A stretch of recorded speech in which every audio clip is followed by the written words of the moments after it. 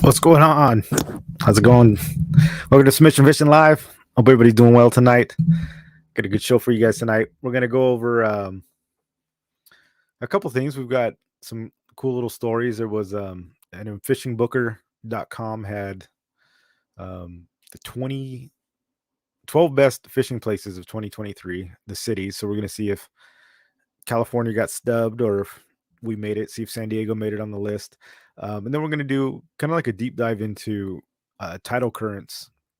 I know Brian, if you guys watched Fishy Hour yesterday, he kind of went into spots to go in Mission Bay, and then something we go a little deeper into is the actual, not just the tides themselves. We always go over the tides, talk about the tide, but the actual current that the tide creates, and um, we'll get in about which way to fish the current, how to find the current, stuff like that, and I think it'll just really help some of our hookup rates, and it's pretty cool when I study some of these things, and there's things I forget too, and especially for the bays, there's a lot of stuff in there that we can definitely learn. So, um, if you guys got any input on that, let me know as I go through it. I think it'd be fun. So that'll be a little later on. But yeah, hope you guys are having a good night. Almost spotty bowl. What tomorrow? If you're fishing tomorrow, so we got Friday, Saturday, Sunday. If you guys are down, be ready. What is it? Second session. Should be cool to see how you guys do. See who we got. Michael Tran, Oos, what's going on? Welcome to the show. Benji Marino, good evening. Mission Fishing Co. Oos. Pohukai Oos, glad you could join us. Carl Black Oos, what's going on? Snagging grass and catching bass. Muto and Jessica Oos. I can guess who that is. Did you get a new screen name? Start a new channel? Captain Dan Oos, greetings from cold Houston, Texas, Supercross setup. Welcome, Captain Dan. What time is it over there? You guys are 2 hours ahead, right? Probably 9 p.m., I think. Or is it just 1 hour? I always get confused with the time zones. Michael Tran says, is submission going to set up another submission at sea for 2023? Trying to plan some trips. Yeah, the plan is that is the plan. We're trying to finalize dates and boats and stuff like that, and definitely get some together. Would you guys rather do like a 1 day, like we did last time, or like a day and a half? We're thinking about doing like a day and a half. It's more of a commitment, you know what I mean? Time commitment. It's a higher price, but it's almost like a much, I don't want to say guarantee, but it's a much higher probability of getting on some fish. Maybe a little earlier in the season as well. Or do you guys just like the single day thing? You guys let me know. But yeah, definitely planning on putting another one on. I know that was fun. That's the ticket. You want the day and a half? Yeah, we went on a full day last year, and it was pretty fun. But it was kind of later in the year, and we went to the islands, and it was kind of like slow during the day.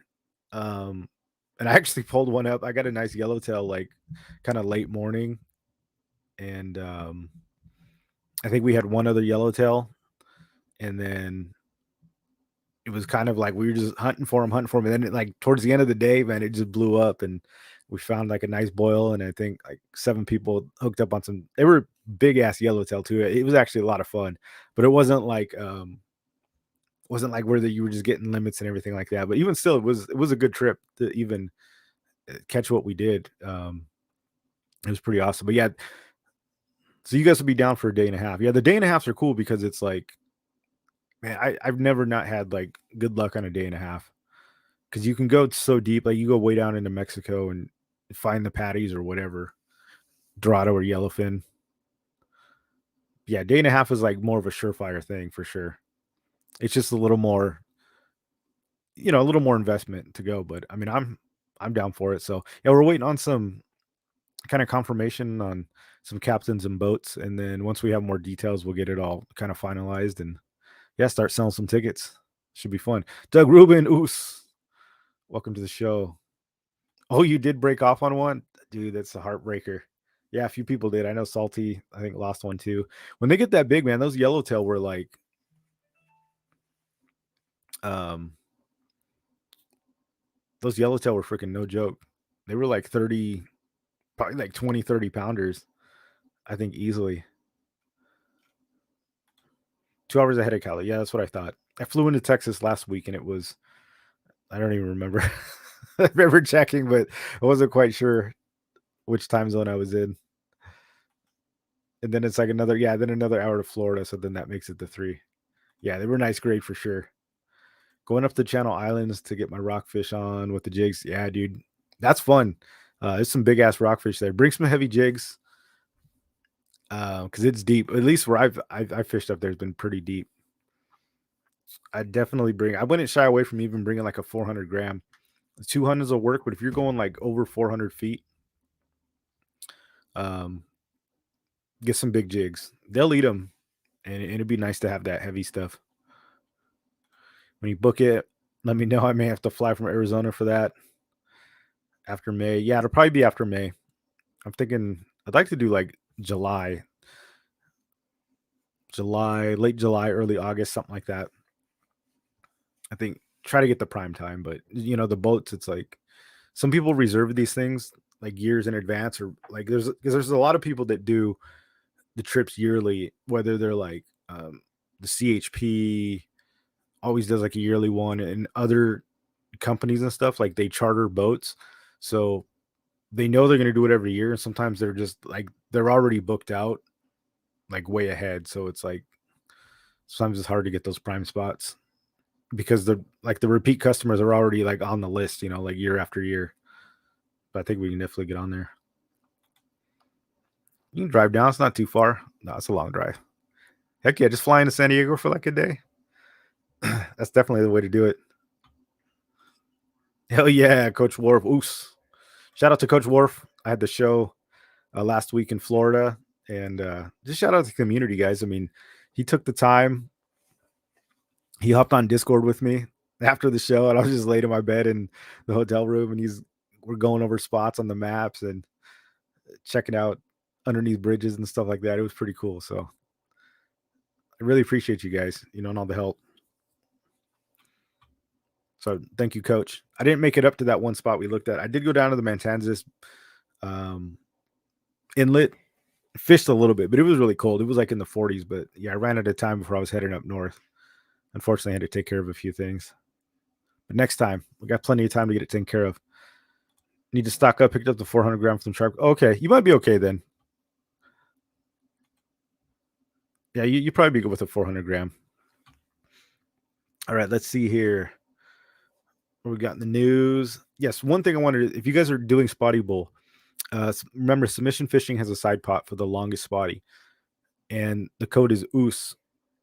If you catch the longest fish, don't forget the code. But I want to remind you guys, it's a 24/7 pot. So if you're part of spotty bowl, you can fish it at any time. It doesn't have to just be during your time, um, during your event. Like if you choose Friday, Saturday, if you're part of spotty bowl at all, you can fish in the off hours. You can fish any Sat. Doesn't matter. So just remember that it's not a pot that's tied to when you're just having to fish for the spotties. If you just go out on an off weekend and you're part of spotty bowl and you catch a big ass spotty, throw it in there. I think there's one submission so far. It's not a huge one, so definitely, guys. I think you can beat that one for sure.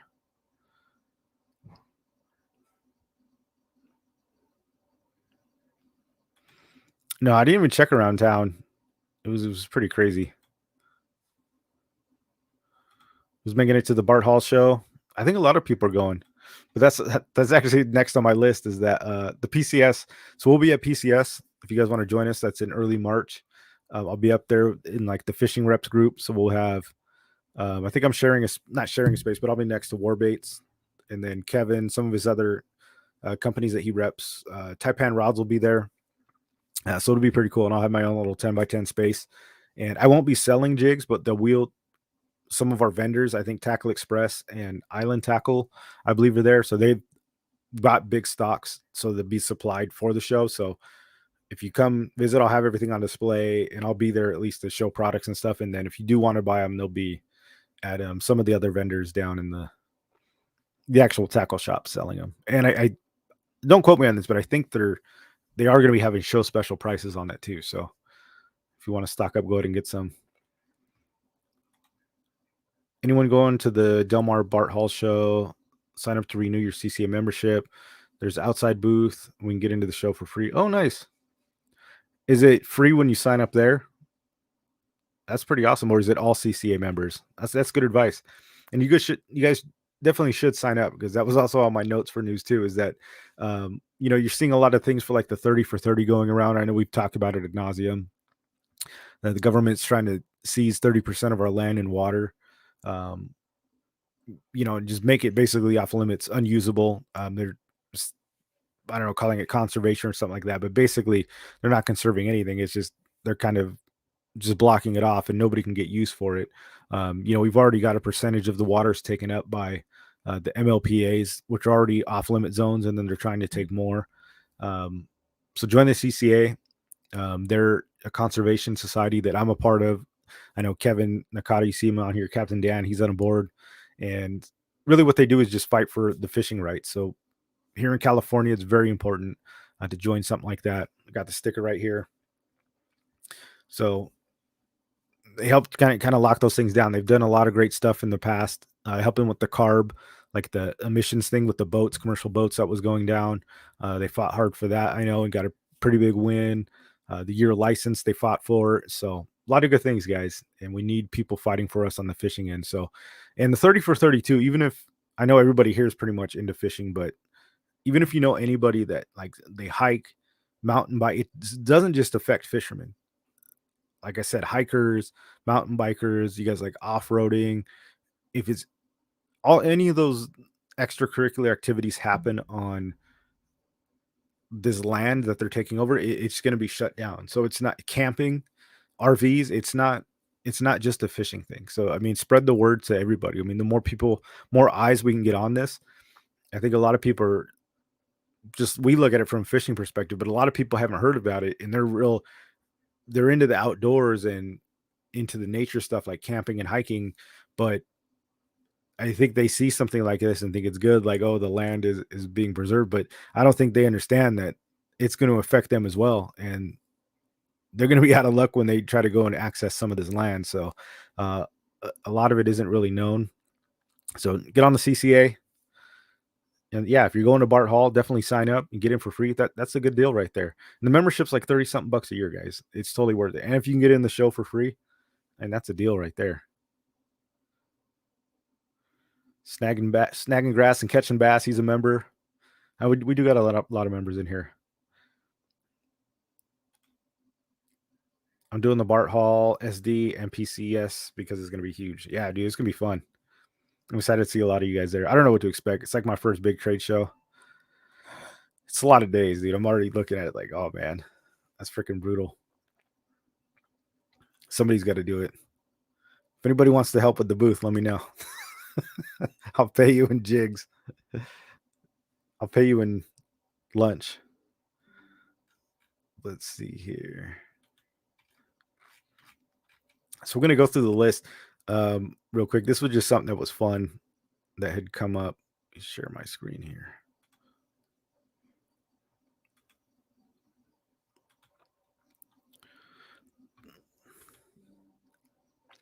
So there was I saw this story because I was looking for fishing news stories. This one is from fishingbooker.com, which is, I'm not affiliated with these guys at all, obviously, but what's interesting, I have used Fishing Booker actually in other states to like, I've never heard of anybody in California using it. It's like, but it's pretty cool. You can look for like charters and stuff like that. And I've used it multiple times to book charters from out of state to find fishing charters. And it's pretty cool. But they have like the 12 best cities, 12 top cities in the United States to fish. And I was curious. I'm like, man, does California even make the list? This is from the bottom up. We'll see. Number 12 is Juneau, Alaska. Um, I mean, you can't argue with that. Halibut, rockfish, lingcod, chinook, coho, salmon, pink. Yeah, I fished in Ketchikan. I haven't been to Juneau. Have I been to Juneau? I think I have been to Juneau actually, but I didn't fish there. I fished in Ketchikan, got some good halibut. Portland, Oregon made the list. I was number 11. Yeah, I have been to Juneau. Been to Portland, Oregon too. Though I didn't fish here. Salmon, Chinook, coho salmon. Damn, most the same thing. White sturgeon, walleye. I wouldn't know. Portland's pretty good. Colorado Springs, that must be a freshwater thing. Besides trout, some of the lakes have bass, bluegill. What was that sow guy? Person elevation 6,000 feet. So Colorado Springs, what was that? 10. St. Louis, Missouri. Interesting. I wouldn't have thought that one. Portion of the Mississippi River flows through St. Louis, inhabited with numerous species, populated targets. So yeah, another freshwater thing. Was a 9, I think was, how do you say that? Muskegon? Interesting. Michigan, another one. Yeah, a lot of freshwater stuff. That actually kind of makes sense. 8, Rochester, New York. Interesting. I've never heard of them really being known for fishing, but yeah, salmon, trout, yellow perch, walleye, muskie, same thing. We have Boston, Massachusetts, Charleston, South Carolina. Whoever decided Charleston was going to be where it's positioned today must have been an angler because the city sits in a confluence of 3 rivers surrounded by creeks. I have fished. I've been to Charleston. I've actually fished in South Carolina, just south of Charleston in Kiowa. Did some saltwater fishing there for some reds and stuff. It was actually pretty good. Yeah, red drum, speckled trout, flounder. So I have fished that area as well. And it was pretty good, no joke. Miami, Florida, of course, they got to be on there. Yeah, the Keys. Then we had Panama Beach, City, Florida. So 2 Florida zones. Yeah, look at all that. Snapper, grouper, triggerfish, amberjack, mahi, king mackerel, blue marlin, tuna, wahoo. Crazy. One thing was on here too is like, look, if you go 10 miles offshore, you're already on sailfish, wahoo, marlin, which is crazy. A lot of times out here, we can get on some of that stuff, but you're talking like way freaking offshore. And when you had Galveston, Texas, this was number 2. Gulf Coast, Galveston, like trouter or flounder, trout. So number 2 was Texas. Then number 1, ooh, San Diego, California. I was pretty hyped when I saw that. I didn't know if it'd make the list, but America's finest city is a repeat entry from our previous year's article. However, considering just how amazing the fishing is at San Diego, is a choice to include in our 2nd year in a row. It's an easy one to make. San Diego's magic begins in the bays. You can fish it from the city's piers, aboard a boat. Either way, you get a shot of reeling calico, sand bass, California halibut, shortfin corvina. That being said, there's even more amazing fishing for you. Yeah, offshore, the islands, yellowtail sheephead, white sea bass. So that's pretty cool. It's like San Diego made the list. But yeah, check it out. I guess last year it made it too. 12 best cities for 2023. Just a reminder, guys, it's like, don't take for granted where we live. You know, San Diego's like, people vacation here to fish. I don't know if you guys know that, but it's like, we get to fish it every day. Even people that aren't like in San Diego, even if you're just in like LA, Orange County, you've still got pretty good fishing. It's all really good. But even people from up north in California, like LA and stuff, they come down to San Diego to fish a lot. And there's people that come from out of state yearly. Like it's their yearly thing where they come maybe once, twice a year to come fish and get on some of our fishery. And we got it right in our backyard, and just don't want to lose sight of that, guys. I mean, super fortunate and blessed that we have that in our backyard. So get out there and fish. Don't take it for granted. So I just thought that was a cool story. Let's go, San Diego. Let's write Chula Vista. I'm always working in Chula.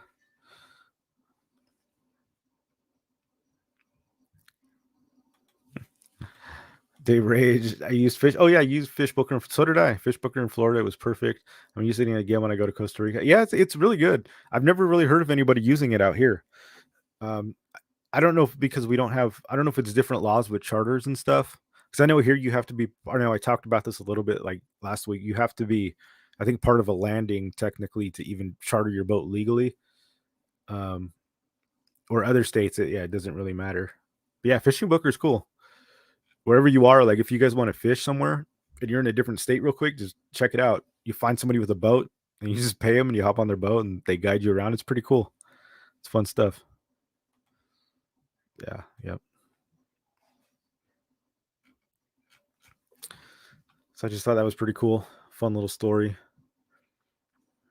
Let's see. Yeah, then the next. So I guess we talk about tidal currents. So the tides are something that we're all kind of aware of. Everybody talks about the tide, the incoming tide, the outgoing tide, stuff like that. But what we don't really talk about is the current, which is kind of created by the tide, but it's separate from the tide. That just because the tide is up or down, it's the current that we really have to be um, worried about, because that's what defines what's going in, what's coming out, which way the food's going, and stuff like that. And I know uh, Brian talked about it a little bit, like in Mission Bay, fishing the grass and stuff like that. But there's a couple key things I think that get left out that could actually just. I know he didn't want to get in depth, but like he's like he didn't want to talk tides because you can just get into it like crazy. But there's certain things with the current. If you're just doing a few things wrong, it's going to screw you all up. And then also, I've got a cool ass little pro tip, kind of like an Easter egg thing that somebody showed me in the map section, and it's actually really cool that I haven't seen anybody really talk about, but it's cool little tip and trick I got at the end there. I was checking out Fishing Booker for spring break in Puerto Vallarta. Nice, dude. Did you use it? I don't know how we turned into a commercial for Fishing Booker, but it's pretty good. So there you guys, they got some free press from us. Pretty funny. Okay, and like always, guys, I'll put some of my resources down here too. So let's talk about like what is a current. I'll paste it here. So currents. This is from the National Ocean Service, the NOAA, and primarily we're going to be talking about tidal currents. But this is the current in general, used in association with water. The term current describes the motion of water. Some currents you may be familiar with are the motion of rainwater as it flows down the street, or a motion of water in a creek, stream, or river flowing of high elevations and lower elevation. This motion is caused by gravity. The speed and direction velocity of the currents is measured and recorded. Oceanic currents, is what we're talking about, are driven by several factors. One of the rise and fall of tides, which is driven by gravitational attraction of the sun, moon, and earth in the earth's oceans. Tides create a current in the oceans, near shore, and in the bays and estuaries along the coast. These are called tidal currents. Tidal currents are the only type of currents that change in a regular pattern and can be predicted by future dates. That's pretty interesting. Second factor that drives currents is wind. Wind drives currents and are at near the ocean surface. Uh, these currents are generally measured in meters per second or knots. Knots are 1.15 miles an hour or 1.85 kilometers per hour. Winds drive currents near coastal areas in localized scale, and open ocean in the global state. And then the third factor, it really gets into it.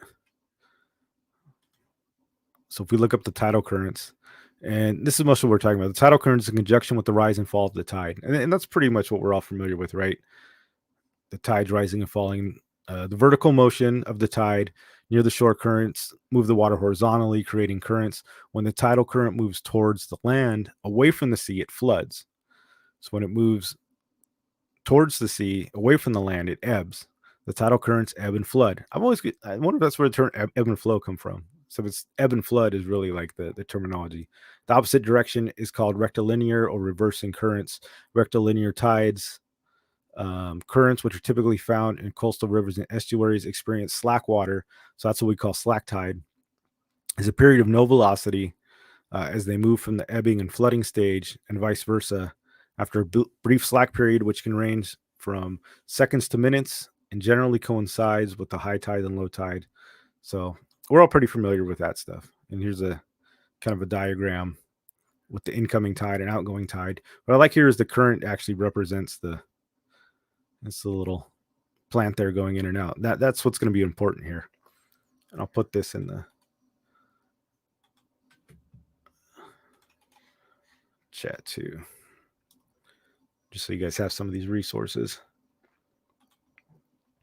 So when we look at the maps, and I know Brian went over some of this. If you guys don't watch Fish Hour, check them out. He's the reigning Spotty Bowl champion, and he knows his stuff. So you guys are fishing here. A lot of us fish here, and this is where one of the tournaments is taking place. Spotty Bowl is going on this weekend, Friday, Saturday, Sunday. And he was going over some of these places to fish. And when we're talking about the tides, and actually let's look at some of the tides here for fishing.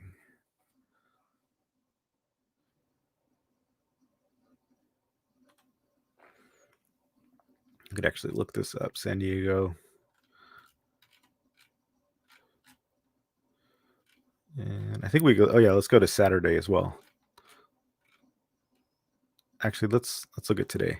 So today's something's interesting that I want to show you guys is the tidal coefficient. And this is what I talk about a lot that I think is underrated part of fishing is when we look at tides, we generally look at the high tide and the low tide, right? Or we look at tide times where we're like, oh, okay, we know the high tide is at 6:52 and then the low tide is at 2:14 p.m. And we kind of get stuck on just when the high tide and the low tide is. But really, the most important point is these areas right here. This is the coefficient, is the drop between the two. That's going to determine how much current, because again, we're going to talk about the current. The current is what is dictating the actual flow of the water. So the high tide and low tide, I mean, that's going to happen on every, I think 4 times a day, throughout the cycle. But what we want to pay attention to is the tidal coefficient. And the tidal coefficient, is obviously it's the amplitude at which the tide is forecast. The highest tidal coefficient is 120, so that's the greatest tide you can get. So a high coefficient just basically means how much water is going to be going in and out with the tide itself, or how much water is being moved, and that's what's actually going to create the current. Let's see if we refresh it here. So today, for example, we've got the high tide, low tide, but the coefficient is 56 in the morning and then 60 in the afternoon, which is an average. So 56 is an average current. So that means when you look at this number, it's actually going to tell you what the current is going to be like. So we can look at the tide. Okay, that tells us we know when high tide and low tide is, but the coefficient is actually going to tell us what we can expect and how much it's going to push. So if you're seeing this at like a 20 or a 30, basically it's telling you the current isn't, it means the current's not going to be that big. You're not going to really go for a ride. It's not going to be that hard to push against, and the water's just not going to be moving that much. So 56 to 60, that's sort of your average coefficient. So that means it's going to be a standard amount of water is being pushed through, and the tide swing is average, and it's less on this back end. So it's not always the same, the outgoing, incoming. So when we look at Saturday, what's interesting is the tidal coefficient goes way up. So now it's high. It was 56 to 60. Now it's 71 to 73. So what's that telling you? It's like 20 points higher. So the actual current, when you look at this, is going to be much higher than just that 50 to 60, 70 to 73. And I've seen this as high as like 90 and over 100 on some of the king tide days. So when you look at this number, so you can look at this and tell you, okay, the tide is going to be big, but more importantly, that current is going to be ripping. So 71, 73, that's a high current. So this is your number that you want to look at it, what the actual speed of the current is going to be, which is correlating to the tide, but it tells you more of the story than just the high and low tide. And you can see here, because the high tide is like 5.3 feet, and then it's going to go down, I mean, below a foot. So that's a pretty big swing. And again, this is where you're going to look at. So most people are fishing. Let's say you fish the morning, you start at 6, you're going to hit slack tide. So this is what they were talking about when you hit slack tide. Slack tide is the top. The water's not going to move. They said it could be a few minutes, up to 30 minutes, whatever. But right here is outgoing tide. So when you see it high like this, and that tide is outgoing, that means the water is pushing out, or it's going to be an ebb tide, basically, down to low tide. So when we look at the map here, we know after 8 o'clock, all this is going to be all high tide. But what's going to happen is all this water is going to be rushing out of the bay. So the water's gonna be pushing in the outward direction. And with the 73 coefficient, it's going to be a pretty big swing of water dumping out of here. So I just want to draw some pictures on here real quick.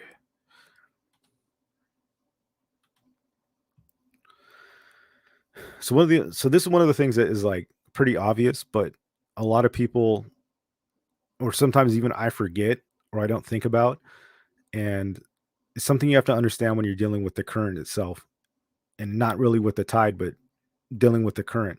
So when we're here in this area, let's say we know there's the eelgrass, right? Brian had talked about this. We've got a patch of eelgrass or whatever here. So when the tide is going out,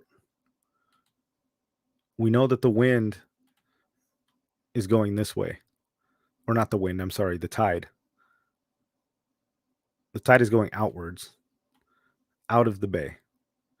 And all this grass is going to be laying over the same way. It's going to be going out with the tide. So everything goes in one direction, out. Except the most important thing is the fish actually face the opposite direction of the tide, or the current. I keep saying the tide, of the current. So this is all fish sitting in the grass. They're facing the opposite way that the current is actually going, because they keep their fish can't swim backwards, or if they stop swimming, they just get swept away by the water. So their noses are always facing away from the current, so that they can stay afloat, and they're not trying to burn up a lot of energy, right? There are a lot of times they're sitting in this grass, or they sit in these pilings and stuff, or behind the pilings, just trying to chill, and they're just swimming, conserving energy. But what that means is all the debris, all the food, everything will come in one way or the other. So they're facing this way. What does that mean? Well, that means when you cast a lure, and this is the important thing that some of you may or may not know, but it's really important when you're, say, in your kayak here. We'll do orange because I got the papaya kayak. I know this is a crude drawing. Should have done a pro one. I'll fill it in for you guys. Give us some professional look here. Look at that. It's a Picasso. It's a Jackson Pollock. So when you're in your kayak, you're already going to be floating. So if you stand still, you're already going to be just going this way with the current. The current's going to take you with it regardless. You're going to be floating down. But what you don't want to do is cast the wrong way. So if you're floating down, what you don't want to do is cast this way. And then when you drag your lure in, you're basically dragging it against the current, but all the fish are not looking at it. So basically, a fish is going to be standing there. Think of it this way: a fish is going to be sitting there swimming, and the lure is going to go past it when it's just chilling. It's probably going to look at it. I'm not saying you can't get bit or you're not going to get bit. I mean, you could. You definitely, either way, you can get bit like that. But if Spotty's going to be chilling, it's really unnatural for a bait to come up behind it and just like pass by it like it's in the fast lane of the freeway. You know what I'm saying? So this is something you have to think about. If you're on the current, you want to cast away from the current so that it floats down with the current. And I know this kind of seems obvious, but a lot of people aren't sure of this because somebody was asking me about it. You want to cast against the current so that your lure on retrieve, or even if you're just dragging or whatever, is coming in and it's going the natural way now. So casting away, and it's coming in with the current, and the fish are actually going to be facing it. So when they're sitting there swimming, they're going to see the lure coming like it normally would, whether it's little pieces of food, the plankton, scraps of crab, shrimp, whatever it is they're eating, or even bait fish, dead bait fish, whatever. Or the bait fish tend to go down the currents as well. So you want to make sure that your lure is coming the same way that the fish are facing. So if you're not thinking about it, I've done this too.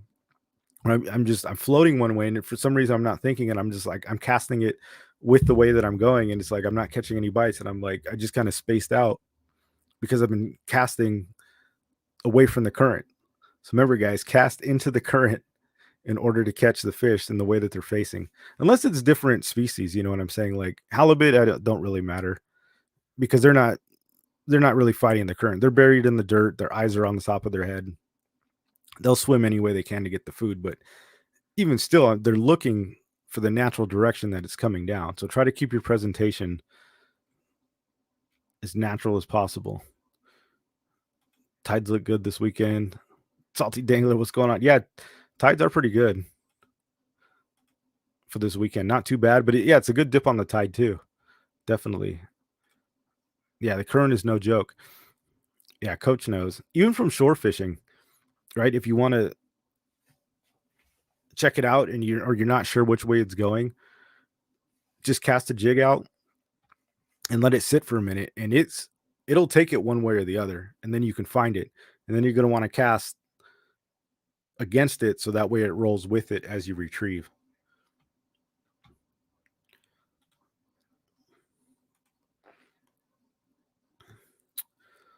Let's see here.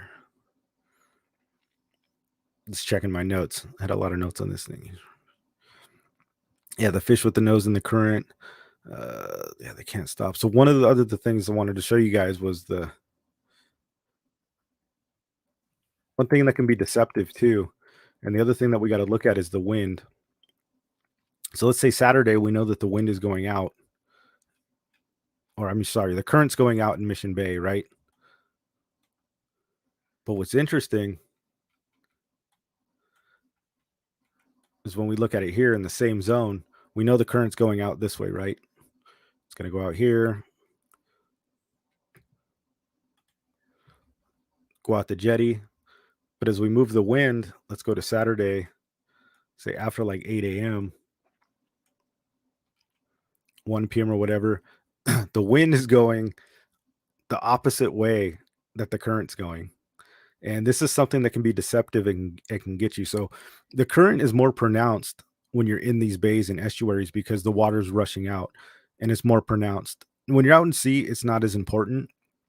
But when it's filling this whole place up and it's all got to rush out of here, the current gets pretty strong. Well, now you have the wind. The wind plays a role in the current, but usually only out in sea because that's what creates the current out at sea, and then it pushes it in. In kind of micro situations and lakes and stuff, it can have an effect. Or if it's a really calm day and the coefficient's low, the wind can definitely be pushing you around. But the problem with this is the wind can push you in opposite way that the current is going, and this is the situation for Saturday. The current is going from east to west, but the wind is going from west to east. So you can get in a situation where you're actually drifting. So you think you're in the current, but it's actually just the wind pushing you. So you're sitting here, and this is in this type of situation is the wind is here, 7 miles an hour, and it's not big wind, but it is going the opposite direction. So it's going west. So sometimes you sit here and you think that you're actually riding a current, right? You're going along here, but it's just your kayak is picking up the wind. And so you're casting over this way and dragging it, but the current underneath you is actually going the other way, if that makes sense. So you have to be cognizant of that and make sure that is it the wind pushing you or is it the current pushing you?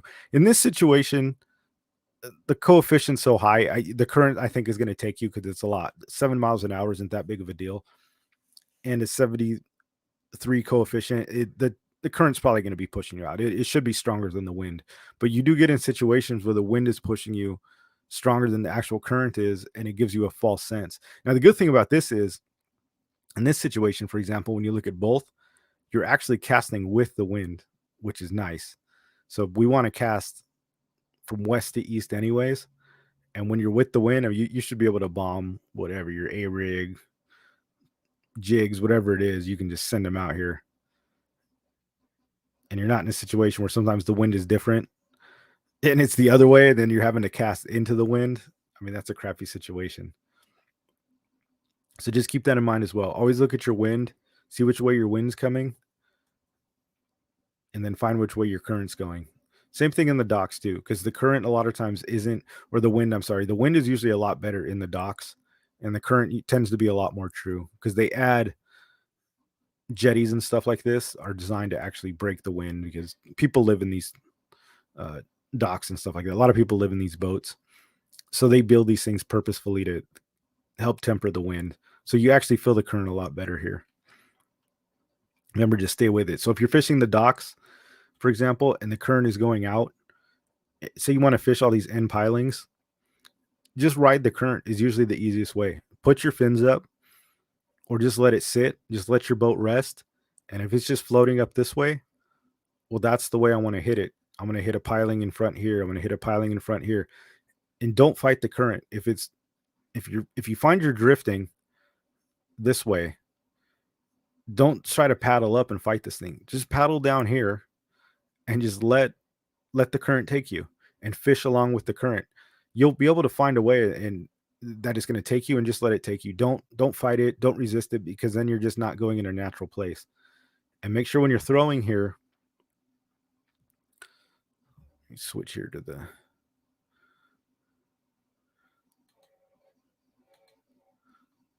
aerial. I'm going to show you guys the hack here real quick. So when you're throwing here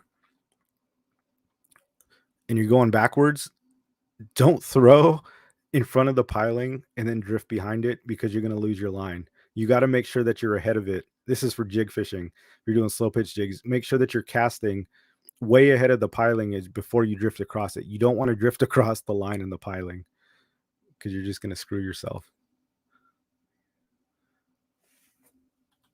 All right, let me show you guys something cool. I believe this is only a thing like in Bing Maps. And let me know if you guys have any questions. I'm not exactly like a scientific expert here, but I've done some research. Fish cross current. I mean, you can. I don't think you don't want to fish against it. I mean, I'm not saying you can't get bit. You definitely can. I mean, it's not like it's 1,000%, but you're going to have a lot more better luck fishing with the current for sure, just because it's the natural way that all the bait's already flowing and the fish is facing that way. That's the most important thing. When you cross current, you're bringing up the lure behind them, which is kind of totally unnatural. It might work. I mean, I've caught fish cross current, unless you're talking across the way, yeah, or behind it. Cross current, so you're going horizontally. Cross current would be better, but you want to throw a little bit ahead of it, so it's still, even though it's coming across, what is that, perpendicular,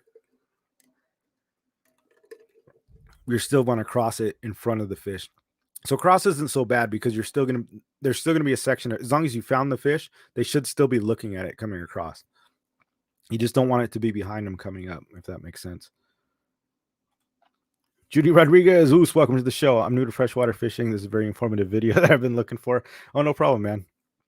You know, sometimes I do these and it's like, I know they're dry sometimes, but I like giving information for just, I mean, people like you know, that are new to this stuff. But even people that are fished for a long time, you either just don't think about these things, or nobody's ever told it to you, and then, you know, you kind of, that light bulb goes off.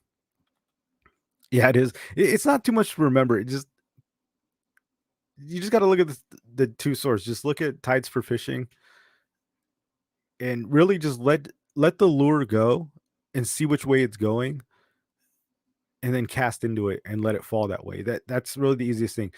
If you ever done a thing where you've like cast against it and you're like, it doesn't, you know, when it's really hard to reel, usually that tells you you're going against the current. Like, like, man, this jig feels heavy, or it's like, it's really hard to pull, especially with like an A rig and you're reeling it. It's because you're trying to pull it in and it's going against the current, and it's just putting so much drag on that thing. And you know, you're going the right way when it's coming to you a lot easier. And sometimes you have to reel faster because the current is actually pushing it. So, I mean, that's one of the tricks, is you got to stay ahead of it, right? So especially if you're casting like slow pitch jigs, I'll cast it out. And what I do is just pop it, and basically the current just takes it and it pops away. But you got to crank fast to stay ahead of it, because the current's pushing it down, pretty much doing the work. And sometimes when I fish the back current, I know it's wrong, because it's like, oh my gosh, dang, you're pulling this thing and it's like you're feeling all that weight, and you know the jig's not falling right, because it's like it's a struggle to pull it, and then it's like it's not falling properly, and it's just, you can get the feel. If there's too much resistance, you're probably going against the wrong way in the current. But it just comes down to the science of the fish facing the other way gives you that much better of an opportunity to catch. John Nicasas, Oos, what's going on? Welcome to the show. Oh yeah, you guys gonna hop on the dolphin? What are you catching? Sculpin? Sand bass? All right, guys, I'm gonna show you guys the hack here. And I believe this is a thing that only Bing Maps has. Somebody kind of tipped me off on. So when you go up here, we all know this one, right? The aerial feed. And as you zoom in, we've all done this, right? We've got the docks here, and this is what I'm talking about, fishing the pilings. But something that Bing Map has that the other ones don't is that when you go to aerial, you can actually go to up here what's called bird's eye view. And bird's eye is actually it's super high like resolution bird's eye view, and you can zoom in a lot closer of all the boats and all the pilings and all the buildings and stuff like that. And what's cool is so you can come here and you can actually see the direction of the boats and stuff. So when you go to aerial view, which is common again, see that's what it looks like. You just get a downward picture. And when I switch here, oops, go back to bird's eye. You get a lot better picture, and you can see even like when you're closer to the shore and stuff like that. Let's see if I can bring it over there. You get a lot more detail in the water and stuff like that. So this is the aerial, and then you get the bird's eye. And it's a limited zone, so you can see it's right here in the yellow, but as you move, it'll move with you, and it'll center it. But what's cool is, show you guys something here. So we're here on the bird's eye, right? And you can see the building here. See how we can't really see the sides? But as we rotate it, it'll actually rotate the face of the building and the face of the boats based on the direction. So now we were seeing the front. Now we can see the front here. And same thing with like the boats and stuff too. So if I wanted to see like the side of this one,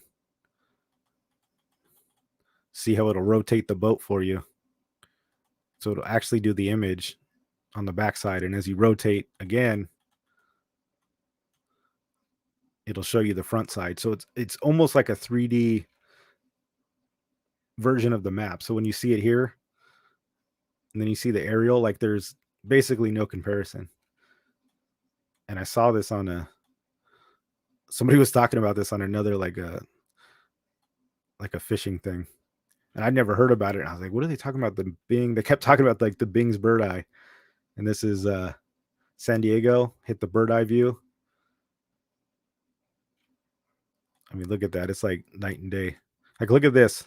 Look at the trolley line. Look at this thing in the aerial view. That's the aerial view. Then when you switch to bird eye, it'll actually show you like, you can see the pilings, freaking everything down there. So if you're scouting a zone, seeing as I rotate, it'll actually rotate the freaking, take a different picture from a different angle of the actual skyline. So if you guys didn't know about that, I know I didn't know about it. It's like super handy thing if you're scouting spots. Like look at the ground here. You can see the blotches and the grass and the riprap and stuff like that. And again, when you go back to aerial, dude, you can't see any of that. Any of that stuff. Check out the bridges. See, now I can get at least the side point. So the other way, you can't even see how many pilings are on the bridge. Now, when you go with the air or the bird's eye view, you can actually see the 1, 2, 3, 4, 5 different pilings. And then on the aerial view, you can't even tell kind of how many there are. So I thought that was pretty cool. I just checked it out today. I was like actually looking at it, and somebody had tipped me off to it. So I just thought that was a cool hack, especially if you're exploring new areas and you want to actually count the pilings and stuff like that before you go out there, see where the boats are. I thought it was really cool. So Bing Maps, I don't think it's on Google. Apparently, Google doesn't have it, so it's a Bing thing. Just go to Bing Maps and up in the corner, look up bird's eye, and you get that super enhanced version. So I just thought that was super cool. Bring that to your guys' attention, and hopefully it helps you out. Catch up on the chat here. If you guys have any questions, let me know. Snagging grass. See, man, if Brian thinks this is amazing, you guys know it's amazing. Yeah, dude, it is really cool. Like it's a super cool feature. So now you guys know the secret's out. The Bing bird's eye view in the maps. It is actually pretty awesome for doing some scouting. Mind blown. I never knew about this. Yeah, either did I. Wonder if I was on the water that day they took those pictures. They probably did. You probably were. I mean, chances you weren't on the water. Great. Now I could even waste more time looking at the water, right? My wife's like, "What are you doing?" Oh, just looking at some boats. That's pretty funny. We've all been there. We've all been there. Yeah, guys, and this is what I'm talking about too. So if the current is taking me this way and we're outgoing, and you're just going to current ride the docks, and you can see the piles. Look at that. I mean, you can actually see the freaking piling shadows and everything. It's so crazy. And I'm floating down this way. When I'm floating, like I'm going to throw that jig like right here, and I'm going to reel it up long before I hit this halfway point. What I don't want to do is be here in my kayak and then cast it. Because if I'm over here and you go to reel, you're going to lose your jig. So you have to stay ahead of it. As I'm approaching and floating, I'm casting here maybe 2 or 3 times, but no more after I reach kind of like this. I'm not even casting at a horizontal point. So as I float down, being hit it ahead, hit it ahead, hit it ahead, you want to be ahead of it. Otherwise, we're going to see a lot of the frowny faces with the lost jigs.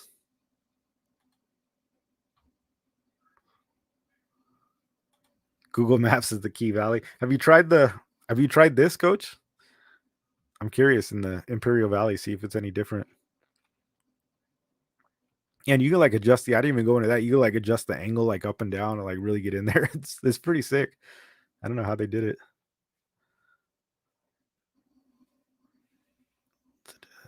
7 so far. Oh, you guys talking about? Yeah, you guys should go out there and get on it. They got 7 so far. I'll be 8 most likely. I'll take advantage of. Yeah, dude. If you guys can get on a party boat with like 8 people, less than 10, that's freaking awesome. Did you ever answer what they were looking for? Probably sculpin, sand bass, I would imagine. Unfortunately, the probably not much else going on, but still pretty good. Pretty close to it. Yeah, that's awesome.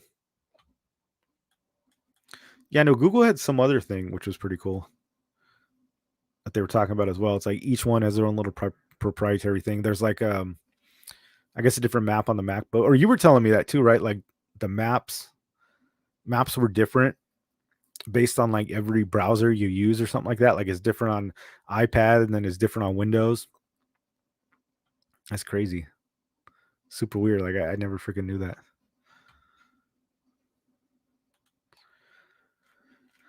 Right. Let's see if I got anything else. Oh yeah, I had a whole section on like the difference between like trolling, drifting, long lining, but we can go over that a different day. That was like a whole nother section. But those are definitely techniques you can use when you're going over it. Maps are different across the board. Yeah, I had no clue that was a thing. That's cool though. But yeah, let me know if you guys have any other questions. Let me know if you're fishing this weekend. I know a lot of you guys are if you're doing spotty bowl, so good luck. Hopefully you guys get on them. Hopefully you guys learned something today. I know maybe it's kind of dry for some people, but it's good to know. Good refresher course, even if you knew everything. And yeah, like Brian was saying, if you don't find them one way, go check somewhere else. You know, we all fall into it's just good knowing those refreshers sometimes. I know I fall into that trap too, where it's like I get stuck one place, and when I move, it's like I move too late, and I've looked at areas where there's no fish, and you just waste so much time there because they've been there before, but it's different, you know, when the waters are cooler and temperatures are different, the fish are in different zones. A lot of times when it's colder, they tend to like it a little deeper, a little bit in the grass. You just got to find them. Although Mission Bay is pretty shallow the whole way through, so they don't really have those big deep zones that they can go in like San Diego Bay. Sorry, I'm like still looking at the maps over here. Crazy. Ooh, she'll be out there tomorrow. Fortunately, no fishing for me for a little while. Oh, it's too bad. Hopefully, get out there, Leonard. Mulligan week. Mulligan week for you. Are you in Spotty Well this year, Leonard, or no? Hell yeah. If you got one day to choose Mulligan, Mission Bay in the winter is the way to do it. That's for sure. I don't blame you for that. I know last year I didn't even bother with it. I was like, yeah, I'm not fishing Mission Bay in the winter. Tomorrow, how does everyone have Friday off? I don't think they do. I think they just call in sick or just decide they're going to fish Friday. Maybe they all quit their jobs. I did that last weekend and missed the bite 100 yards away. It's a shame. No, I didn't enter this year. Yeah.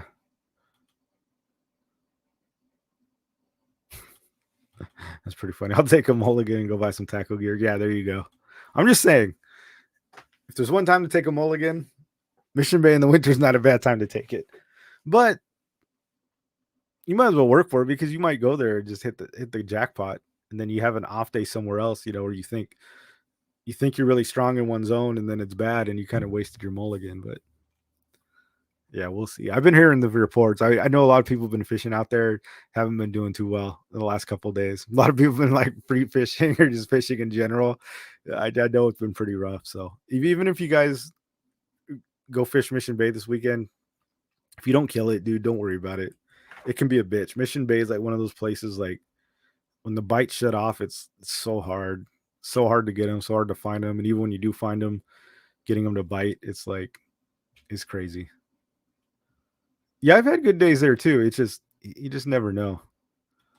I think it's notorious. Lately, it's been, but although that's a good thing because when the bite is like, when you pre-fish and it's really good, then you go back and it's like, then it sucks because the bite typically turns on and it usually when it's slow for a couple days, it'll usually pick up because for whatever reason, tides or the moon and the fish don't bite. I mean, they still got to eat and they got to feed, so it's not a bad thing if you've been hearing it slow because there's a good chance it's going to switch on because it never stays slow like all the time. It's never like, oh, it's just dead. You guys know that fish go through phases. It'll be. How many of you guys done that where you hear about a hot bite like even on a sport boat or something? It's been like 2 days. It's been blowing up, and then the third day you rush, you jump on the bandwagon to get on the boat, and there ain't a damn thing out there. The bite just dies off. And then I've had it happen reverse too. Um, we were going out on a deep sea. I don't know if we were with, I think I was with one of you guys, but we were out hopping on a boat and the people came back. They were all pissed off, right? Getting back on the dock because they were like, oh, get your money back now while you can. They were just like, dude, they were super jaded. It was like, I think an overnight and they did really poorly. They didn't get any fish and they were all kind of upset and stuff like that. And everybody at the dock was like, kind of worried about it, right? Stressing it, like, oh man, it's gonna be slow. It was really good fishing. So for whatever reason, it shut off, but then that next day it was good. So hopefully it picks back up. It usually doesn't stay dead forever. Hard makes it fun. Yeah, sometimes. I think if you're just like, I don't know if you're competing though. Like if you're looking for those 5 fish and it's like and you can't find them, I can get where people get pretty frustrated. Because even if you can catch your limit and they're small, like that's livable. But yeah, we've all had those miserable days where it's like you're at 3 fish, 2 fish, and there's like an hour left. It gets like super annoying sometimes.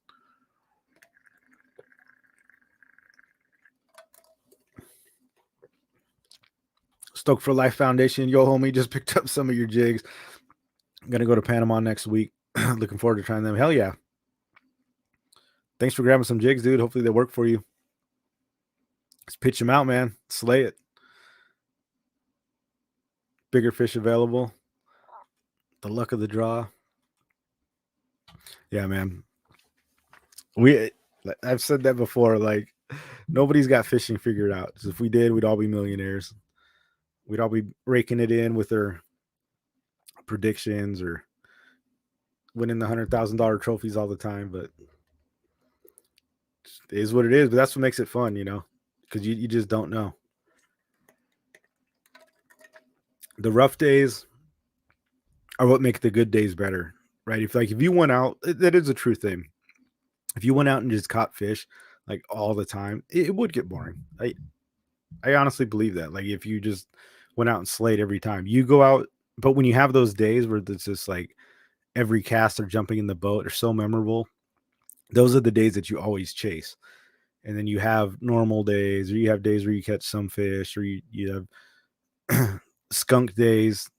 But then every now and then, a couple times, you just get those epic days, and that's what makes it all worth it. Those are the ones you talk about. It's like you're always chasing that dragon. But if you just went out and every time you threw a lure and caught one, it's like I think that would get so boring. It is, and it's awesome having those days, but like when they're few and far between is what makes them so much more epic. And then learning how to catch fish when it's tough is that could be almost equally as rewarding, right? Like when you're been fishing for 8 hours and you haven't caught anything, and then it's like you catch that one, and it's like it's almost as good as just those days where it's blown up when you've gone so long and you're just like, dude, there's no fish out here. I've tried every dock. I've looked at all the grass. You're just like nothing is biting, and then you finally get that one, and it's like towards the end of the day, that's one of the greatest feelings too. Even though it's like that one fish, it was like it feels so good to break that skunk. It's almost like all that time that you spent out there wasn't wasted. When you just keep going home, you're like, oh, I'm gonna wait till I get a fish, and then you grind and you grind. You finally, even if it's just like some dinky ass body, it's like, okay, I can go home now. It's like you've been released. You've been rewarded. So that's fun too, man. Just finally catching that one on a slow day.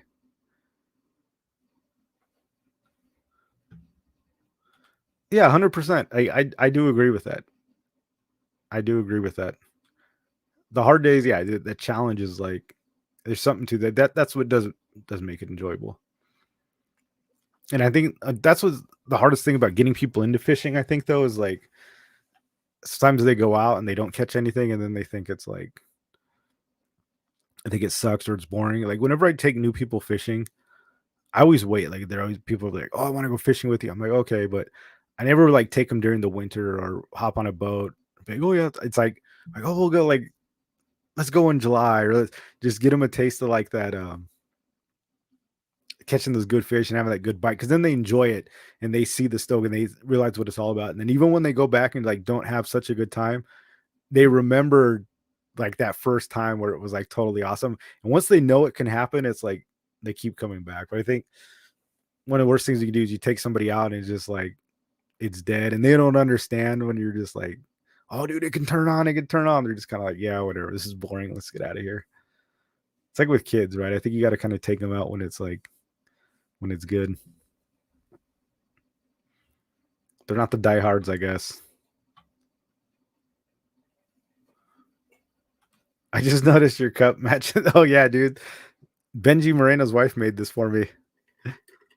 Check it out. The submission fishing mug with the slow death jig. That's pretty cool. Yeah, she made it like this. She has an Instagram. I don't know if he's still in here, but yeah, he could hit you up. She can make you some stuff. Yeah, we went to a CCA event actually, and they gave us those, which was pretty cool.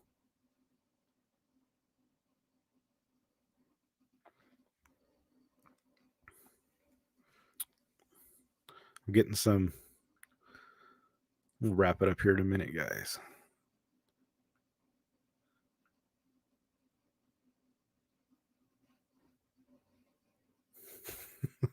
Captain Dan sent me some intel, but he said don't read it on the show. So you guys are out of luck. I don't know what it's about. Tekastoro. I love the rush of a fish just before the end of the spotting bowl time slot. Yeah, dude. Especially if you need the one. Or you say it's like what's that say? We always go, oh yeah, I got one on my last cast, but it's like it's always the last cast because it's like the last cast I catch a fish. I do that too, where I'm like, it's kind of getting late. I got to go and be like, okay, but one more fish, one more fish, one more fish, one more fish, and I'll fish until I get that one fish. And I'm like, oh yeah, I got one on the last cast. It's just like, no, I just stayed out there fishing until I caught one more, even though it took me 3 extra hours just to catch one stupid little ass fish. But that's the worst too, especially when you have like a good morning and then it's dead. And you let's say you've caught like a handful of fish, but then you hit that dead zone and you're like, it's been 4 hours, and then you forgot that you caught all the fish in the morning, and you're like, oh man, this sucks. I want to catch one more. So that you stay out like an extra 3 just to get that one, even though you've had like a dozen prior to that. It's a sickness, man. It's a sickness, and there's no cure. Yeah, man, Captain Dan making it happen. It's tech TV stuff. All right, I'll check it out. All right, guys, thanks for joining. We'll wrap it up. Good luck at Spotty Bowl. Remember, if you guys are fishing Spotty Bowl, the side pot is open 24/7 for the submission fishing pot. Go out there and get it. I think there's one entry, but I think you guys definitely beat it. Good luck to everybody out there. I'll probably be fishing, not Spotty Bowl, I don't think, but maybe I'll just go out there and burn up some spots on you guys. So if I'm not joining, make sure all you guys have a bad time. Just kidding. I'll go somewhere else and fish. Thanks for joining, guys. Submissionfishing.com if you want to buy some slow death jigs. And we'll see you guys next week. If you got any topics, questions, you could always send them on Instagram, DM me, text me, hit me up on Discord, whatever you guys want. All right, guys. Till next time. Oos.